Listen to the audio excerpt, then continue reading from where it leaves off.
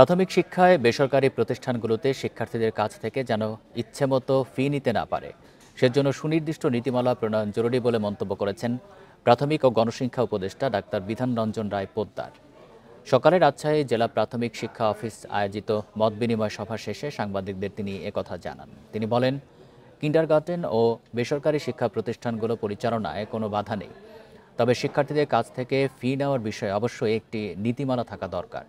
তাদের পাঠ্যক্রম ও পাঠ্যসূচি সরকারের নিয়ন্ত্রণাধীন হওয়া উচিত বলেও মনে করেন তিনি। মতবিনিময় সভায় জেলার প্রাথমিক বিদ্যালয়ের প্রধান শিক্ষক, উপজেলা ও সহকারী প্রাথমিক শিক্ষা অফিসার, উপজেলা এবং পিটিআই ইনস্ট্রাক্টররা অংশ নেন।